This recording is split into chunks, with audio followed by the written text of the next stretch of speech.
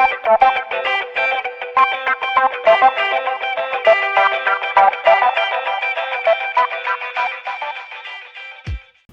back.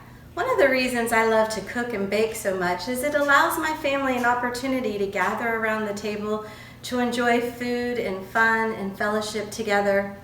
Today I have a special friend and co-worker, Mrs. Andrea Dignon, one of our upper school teachers, who was planning to go on the Texas spring term trip.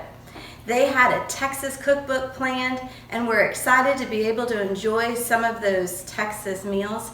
So she has planned an awesome meal for you. So let's tune in and see what she has planned with our chicken enchiladas verde.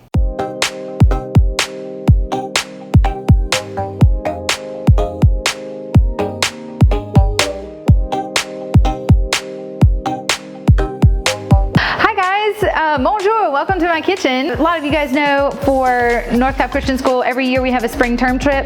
This year I decided to do something called a Texas foodie tour, and I was really excited about it. Today I decided I'm going to make for you guys one of the recipes from our Texas spring term cookbook, which will be available to you guys online. I'll be happy to post that to everybody. It's got tons of recipes in it, shopping lists, everything.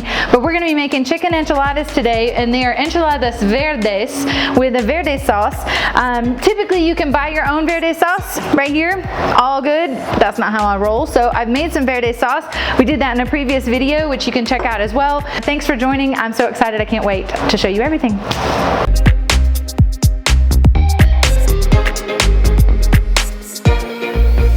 Guys, so we're gonna start off with the chicken. Now let me explain. I like to do things fresh from scratch. You absolutely can use a rotisserie chicken from Kroger, from Publix, from your grocery store, whatever you'd like, but I like to do this myself. So what I'm gonna do right now is I've taken a whole chicken and I've washed it. It's really important to wash your chicken. I'm gonna take some paper towels and I'm actually gonna dry it off. I don't want any of that excess, chicken juice all over it. Then what we're gonna do is salt and pepper the chicken. And I'm gonna use my Instapot. Now, if you don't have an Instapot, any pressure cooker that you have, but also put it in the oven and roast it. It's gonna be delicious either way. Roasting your whole chicken gets all of those lovely dark meat juices, white meat juices. I typically like to use some vegetables and things like that in my Instapot, which is what we're gonna do today. But this is how we start it. We start it by drying off our chicken. What I've got now is I've got a little bit of olive oil, extra virgin olive oil. Don't go with the big stuff. It's too robust of a flavor. Salt and pepper. Keep your salt and pepper in a container readily available, but also at the same time, don't use iodized salt. Use sea salt, use kosher salt, any kind of like that that's really nice and hearty salt. We're gonna salt and pepper this. It looks like I'm using a ton of salt. I am, on purpose. It's okay. Salt is a good thing. It's not a bad thing. So salt the inside of your chicken, salt the back side of your chicken. Also recognize that you're using one hand to season, one hand to hold the bird. You don't want to mix up your daily salt with chicken juice. That would be disgusting. So salt and pepper your chicken inside and out. I'm going to open up my pepper now, and literally that's the only seasoning I really want to use on this bird. There's no need to go crazy with all the extra flavorings. You really just want to make sure that you've got some salt and pepper on it. That's all this bird needs, okay? Salt and pepper your bird, and then it goes directly into your Instapot. Alright, so in the previous video I showed you guys how to make tomatillo sauce. We've taken the tomatillos, we've unhusked them, or we've husked them, not unhusked them. Added some onions, some cilantro, we've got some salt, some garlic, everything is in there. We let that boil for about 10 minutes and then we're gonna let it cool. So now what I'm gonna do is I'm gonna take my blender, I'm gonna take this blender and I'm going to essentially take this lovely goodness and I'm gonna turn it into this lovely goodness. Okay, it's the same stuff. You can do it either way, but I prefer to do it this way because I think it's delicious this way. I'm gonna dump all this into my blender, juice and all. It's so good. The main reason why we let this cool is because if it is like boiling hot or steaming hot, all it's gonna do is turn into an explosion in your kitchen. The top's gonna come off, it's gonna be awful, it's gonna be absolutely terrible. So I've set this to low, no need to go any higher than that. I'm just gonna turn it on and let it go to town. Let that blend for probably about 60 seconds or so. and that's it. So there's my my tomatillo sauce, my salsa verde that you can make at home all by yourself. So what I'm going to do now is, instead of adding anything extra to my chicken, this is the vegetables. This is what I'm adding to my chicken. So I'm going to pour it over my chicken and just kind of give it maybe about halfway up, because that chicken has got a ton of juice in it. I'm going to add some garlic. And the garlic, all I'm doing is crushing the garlic and peeling off the outside layer of the garlic. That's all I'm doing, because I don't need to worry about chopping it up. It's only there for flavor. I'm going to take this garlic and dump it in. I'm going to do about 3 cloves. Drop it in there. I am going to add just a half of an onion sliced up. Dump it in there. I'm going to add just a little more salt. And we're done. Now all I'm going to do is take my lid. I'm going to set it to close to where it's sealed all the way in the back. This thing goes all the way to the back. And I'm going to set my timer here to poultry. I'm going to add time to it because it's a whole chicken. I'm going to do 45 minutes, and then it will start all by itself with high pressure at normal time. We're waiting on the chicken to cook right now, but I wanted to talk to you about the beans that I made today. What I did was I chopped up some onions and some garlic, and I sweated the onions out in the pot with a little bit of olive oil, salt, and pepper. And then I added some chorizo, some pork chorizo, and then I added the garlic. Remember, we don't want to add the garlic too soon because the garlic will burn and turn bitter.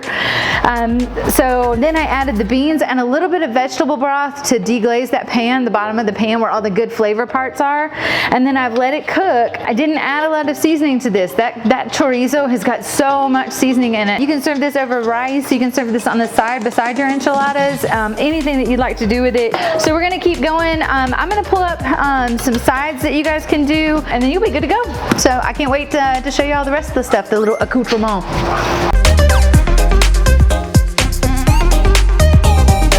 We are getting ready to make some guacamole and talk to you about the sides that we're gonna do. I'm excited about the sides. This is the tomatillo sauce that we made. This is the lovely, beautiful verde sauce that we made that is so absolutely delicious. And I think you're gonna love it. It's so, so good. We're gonna start with the avocados. And all I'm gonna do is I'm gonna cut around and basically cut the avocado in half. And then I twist, just like this. I'm gonna take my knife carefully, and I'm going to cut slits into my avocado, and I'm going to do the same thing on this side. And I'm going to grab a spoon and I'm going to put my avocado into my bowl. Okay, and I'm going to do the same thing with the other side, but if you see that I have the pit here, I'm going to take my knife again carefully, and I'm just going to tap it and then turn, and that releases the pit. There's a lot of discussion about whether or not the pit actually helps with the oxidation of the guacamole. Put it in there just in case. Nobody's going to eat it. So I'm going to do the same thing with this avocado. Now that we have that going, we've got all of our avocado into our bowl. I'm going to add the juice of 1 lime. I have my cute little juicer here that I love so much. Now I am going to juice this lime as best I can. And the reason why I have my gloves on is because my husband actually enjoys spicy guacamole. So I've got cut open another serrano pepper over there, and I'm going to use that one later. So here's my juice. There's the juice right there. It's absolutely delicious. Dump that in there. I'm going to do the same thing with the other half. Okay. I'm going to put the rest of this lime juice in here. And lime juice, there we are. Now, I like a little bit of tomato in my guacamole, just a smidge. So I'm going to chop up this tomato really fine because I like small little pieces. So I've got really thin, small little slices. Garlic powder. Garlic powder, super important for guacamole. Hannah, would you mind salt and pepper for me? Because I don't want to get spicy salt. A little bit more. 1 more pinch, please. And then I'll need pepper too. Family cooking day. All right. So we're gonna push this all together, just kind of stir it together. At the same time, use your spoon to kind of mush it, and then you have yourself some lovely guacamole. Tableside, people, tableside, it's so good. So eat up your guacamole, this is the best stuff for you. So that's one side, and we'll get with the other sides in just a few.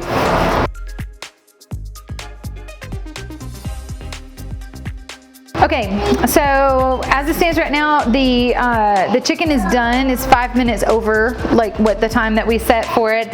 Now comes the scariest part on the planet, releasing the pressure of this amazing invention. You touch or press this, you're gonna see the pressure is gonna it's gonna come out. I'm gonna open it up all the way, and then I'm actually gonna put a lid over it. I don't want anybody to get injured, so that's the way I handle my Instapot. All right, here we go. Moment of truth. So I'm gonna go in right now, and I'm gonna pick it up with my tongs. I'm going in through the center of the chicken. Hopefully it will not fall apart on me as I pick it up. Oop, there goes the wings. That's okay. Let it drain just a little bit. Sweet little bird, thank you for your sacrifice. I'm gonna go in, and I'm actually gonna pull it away from the bone. And you can see it's literally just coming straight off, okay? And I'm pulling all the meat off. And what I'm gonna do is I'm gonna go and I'm gonna shred all this meat. Don't be afraid to use the entire bit of the chicken in your enchiladas. Pull the thighs off. Here comes the other one. I'm gonna turn it over and get some of the meat from the back. So that's what I'm gonna do for the next couple of minutes. I'm gonna shred this up. I'll put it in a bowl, and then we'll start assembling our enchiladas.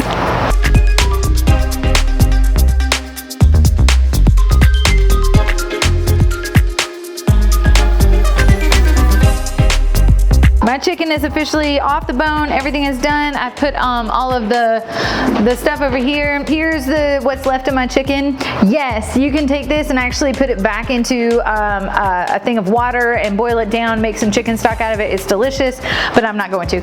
So what we're gonna do now is assemble our enchiladas. The first thing to do is to put down a base in our cooking dish.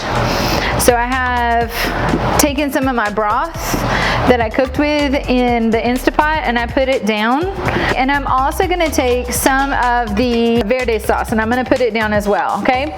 This just gives it a base so it's not gonna burn on the bottom. And then I'm gonna take my corn tortilla. I'm gonna put some chicken inside it. I'm gonna roll it up. And I'm going to lay it seam side down in the pan, okay? And I'm gonna continue to do this until pretty much all the chicken is done, or until the pan is full. Corn tortillas are more fragile than flour tortillas, so if you choose to use flour tortillas, go for it. That's fine if that's your jam. Enchiladas typically are with corn tortillas, but just be aware that you don't want to overstuff them, and you want to make sure that you lay them seam side down. You can already see here that some of the enchiladas are already coming apart. That's totally okay.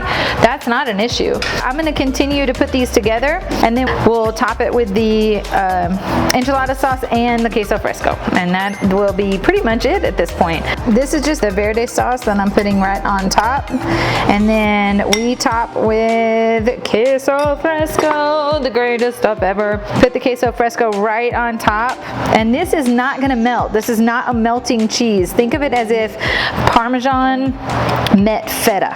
It goes in the oven. I've heated the oven to 375. It's going to go in for about 25 minutes. And all that is to get all those verde sauce kind of melded with the enchiladas. They're going to fall apart when you pull them out. You're just going to literally lift them out, put them in on your plate, top with whatever you choose. The rice, the beans. It's going to be so good. I hope you enjoy.